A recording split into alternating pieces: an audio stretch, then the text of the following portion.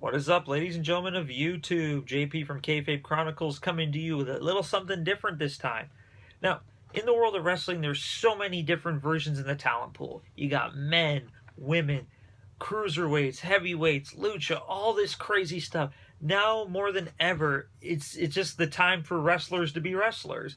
A lot of times, this many guys can be a huge blessing. But a lot of the times with so many titles, so many storylines, so many bookings, that a huge amount of people in the talent pool can also be a curse. And a lot of the times, a lot of these talented wrestlers go under the radar and are not even noticed at all. So this week, I'm going to give you guys my top 5 most underrated wrestlers on the current WWE roster, starting with an honorable mention. Jack Swagger. Swagger made his debut for the ECW brand in 2008 after a successful run in OVW and FCW, instantly gaining success by feuding with crowd favorite Tommy Dreamer and establishing his role as a heel. By defeating Matt Hardy to gain the ECW championship, Swagger was on the road to mass success.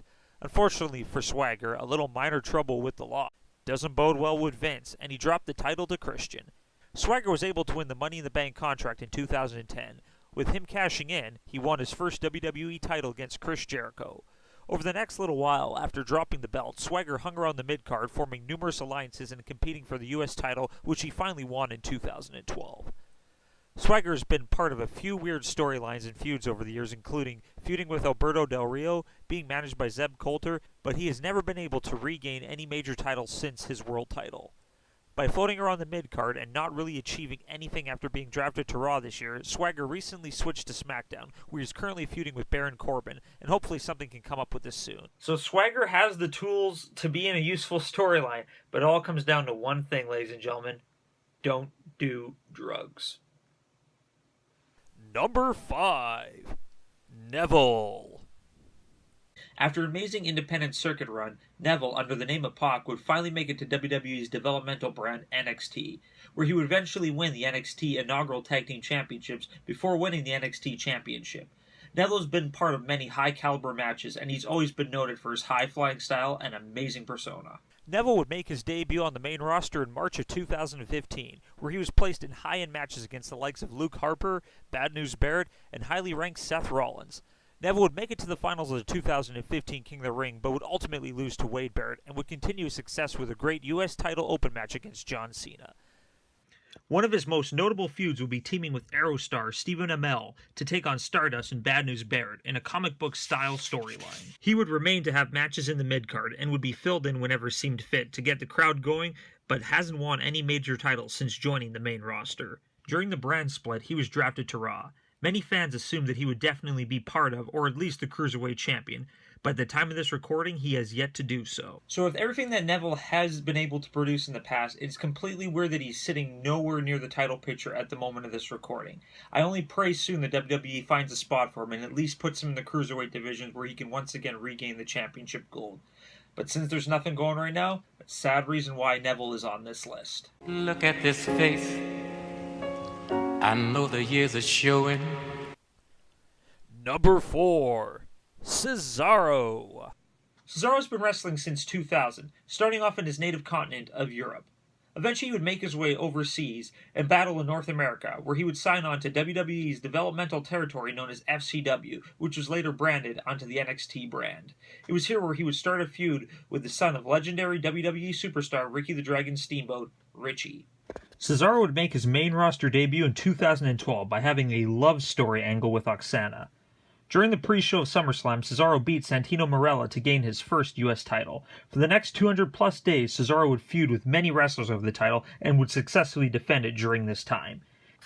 In 2013, he made his Royal Rumble debut by drawing number 22 and was there almost at the end, even eliminating Daniel Bryan. Cesaro would eventually lose his title to Kofi Kingston after 239 days and would fail to regain it. After a successful feud with Sami Zayn back in NXT, he would return to Raw and form a stable with Jack Swagger and Zeb Coulter. During this time, they would have numerous tag title feuds as well as single feuds. At WrestleMania 30, during the Elimination Tag match, Swagger turned on Cesaro, which resulted in Swagger getting a giant swing from Cesaro. Later that night, Cesaro made history by winning the inaugural Andre the Giant Memorial Battle Royal by last eliminating the Big Show in one of the biggest feats of strength of the year. By winning this event, you would assume that big things would at least happen for Cesaro, probably even a title shot. But alas, it did not. He did go on to form a team with Tyson Kidd, and even win the tag team championships. Cesaro would regain much-needed steam by having, in my opinion, the best of the open US title matches against John Cena. After being drafted late to the Raw brand, Cesaro called out Raw in what many believe to be a shoot interview in regards to him being underutilized. Sure, this resulted in him having a feud with Sheamus in the Best of 7 series, which also resulted in one of the best matches of the year in Match 7.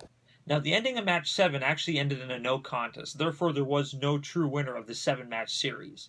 The following night on Raw, even though they were still arguing, bickering, and fighting like an old married couple, for some weird twist of fate, Mick Foley and Stephanie McMahon actually put them together to form a team so they could enter against the tag team champions, The New Day. Now, granted, they had been working somewhat decently as a team storyline-wise, but they have been unable to win the tag team championships from The New Day, so I don't really see where this is going at this exact moment. In my opinion, Cesaro deserves way more than be a tag team competitor. From what he's done in the past, he definitely deserves to be high to mid-upper card. He deserves at least the IC title, the US title, or even in the main title picture. So it's because he has no championship gold around his waist at this moment that I consider him one of the most underutilized superstars on the roster. Number 3. The Club, Luke Gallows and Carl Anderson. When AJ Styles made his debut at the 2016 Royal Rumble, many fans wondered when the likes of Kenny Omega, Winnipeg represent, and other members of the famed Bullet Club would be making their jump to the WWE. So you can imagine how surprised everyone was when the Club finally made their entrance. The Club, after a successful run in New Japan, made their debut on April 8, 2016 by attacking the then-face team of the Usos. By immediately teaming with AJ Styles during his feud with the so-called face of the company, Roman Reigns, it was clear that this was definitely the beginning of the new version of the famed Bullet Club. The feuds would continue this time, leading up to the beat-up John Cena angle in which the three guys would beat up John Cena. With all this heat on the Club, people started thinking the Club could be serious tag team title contenders, and with the upcoming expansion draft, perhaps fellow New Japan Bullet Club member Finn Balor would be called up to expand the stable. Alas, with the expansion, Balor was called up, but for some weird reason, Styles and the Club would be drafted to separate shows, thus ending any hopes of recreating. With AJ in SmackDown and the Club on Raw, the Club was automatically thrown into the tag team title picture. The Club started off strong by Kayfabe injuring Big E, which would result in a tag team match between the Club and Xavier and Kofi, which would be a huge disadvantage to the New Day considering that Big E is their powerhouse. What would happen in the next few weeks would be downright embarrassing for the Club.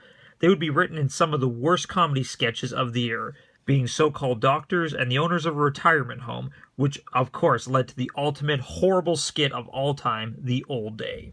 I still wake up in a cold sweat thinking about The Old Day. I still am wondering whose idea it was to... No chance! No chance at all! Now, any momentum that the Club had going into Clash of Champions was officially derailed when they were unable to win the Tag Team Championship. Unfortunately, they're floating around completely doing nothing on the roster right now. No Tag Team Gold, no major feuds, so it's unfortunate for them that they're ending up on this list. Number 2. Sami Zayn. Everyone who knows me knows that I'm a huge Sami Zayn fan. I've already covered what I feel about his underutilization on the roster in a previous video. Please follow the link down below in the description to check out that video. Now, I fell in love with him when I first saw him in Ring of Honor's El Generico, and it was only a matter of time until he could move on to bigger and greater things by joining the WWE. Zayn would sign an NXT contract in 2013, where he would start a feud immediately with Cesaro. The feud between Sami and Cesaro would culminate at the inaugural NXT TakeOver event, in a 2 out of 3 falls that was a definite Match of the Year competitor.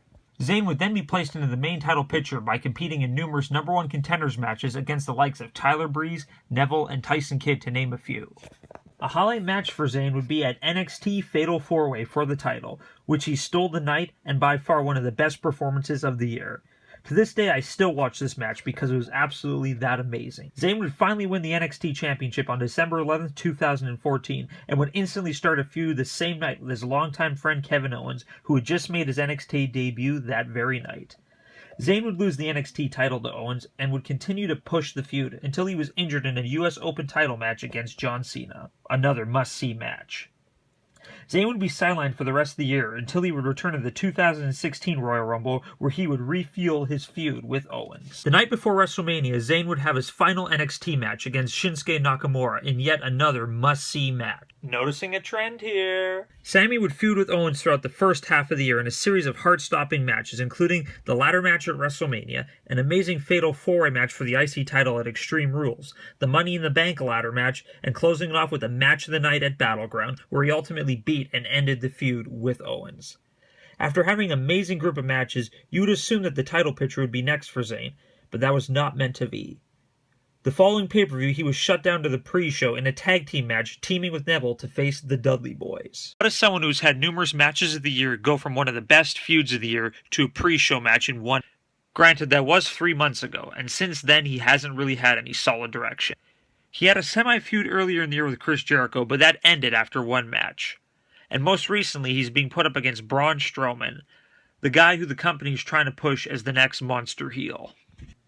Now granted, luckily, the entire feud between Strowman and Sami never actually came into full circle. I think that was for the better, because if they would have actually had the two fight, Strowman would have easily beaten Sami Zayn. When they're pushing Strowman as a monster heel, having somebody beat him during this momentum push would have completely buried Strowman, and therefore all the months that they've put into it. Now, beneficially, Sami Zayn has recently entered the Intercontinental title picture. Upcoming at Survivor Series, it was supposed to be Dolph Ziggler versus Sami Zayn for the Intercontinental title, but with The Miz's recent title win, The Miz is now inserted into the title picture. Now, I don't really know what's going to happen between this match. I'm really rooting for Sami, so I'm glad that WWE has finally put him into a title picture. But at the time I was recording all this previously, he was sitting nowhere near that, so that is the only reason why Sami Zayn was on the list. And the number one most underutilized person on the current WWE roster is Bray Wyatt. Bray Wyatt's one of those weird cases. On paper, it seems a little bizarre, like an overzealous, preachy type evil man. WWE has tried this numerous times with a couple other gimmicks like Waylon Mercy, Mordecai, and Ministry Undertaker. But for some weird reason, the way that Bray portrays it, it should work.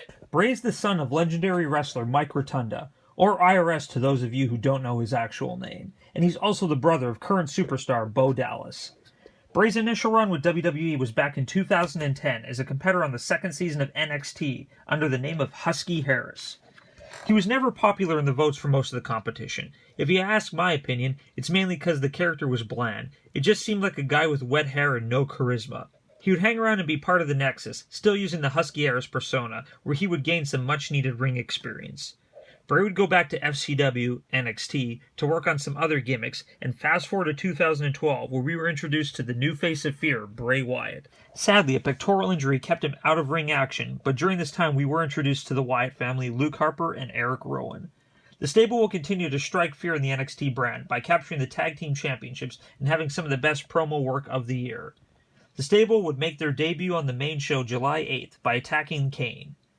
Bray would start a feud with John Cena going into WrestleMania by advertising himself as the new face of fear and giving chilling promos. Ultimately, Wyatt would lose to Cena at Mania and bury any belief that the fans had that he was the real deal. Over the year, Bray would build up his power again, only this time against The Undertaker. Same build, same result, all complete with another loss to Bray's record. The same thing would happen again with Roman Reigns. Another loss to Bray. Right after that, Bray would expand his stable by adding Braun Strowman to the mix, but an injury would sideline Bray before any momentum would come of it. Upon his return, Luke Harper would get injured and sideline him, but WWE still had plans for the group, by starting a feud with the New Day that many assume would end with them losing the tag team championships. But alas, the brand split sent the New Day to Raw, Bray to SmackDown, along with Eric Rowan, and thus ending the feud. Strowman got sent to Raw, which of course would break up the Wyatt stable, or at least until Harper gets healed.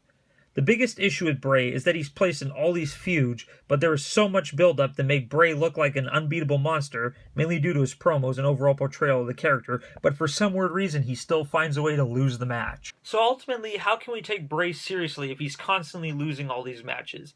He is currently in a feud with Randy Orton, where Randy Orton has joined the Wyatt family for some really bizarre reason, and I don't really see where this is going. Now, I really hope that this blows over and then the Bray can be put into the main picture. Granted, he is on the Survivor Series team coming up, so hopefully this is what we need in order for Bray to fit in. Because by far, he is the most underutilized guy, storyline-wise, act-wise, and absolutely everything. He is the real deal, and WWE needs to jump on this before it's too late. And there you guys have it. My list for the top 5 most underutilized wrestlers on the current WWE roster. Did I miss anybody? Let me know what you guys think in the comments section below, and please subscribe to the station for more great videos. Follow us on Twitter using the 2 name tags below. This is JP from Kayfabe Chronicles, and I'll see you guys next time. Muppet Mug is back! Look at this face. I know the years are showing. Look at this life. I still don't know where it's going. I don't know much, but I know I love you.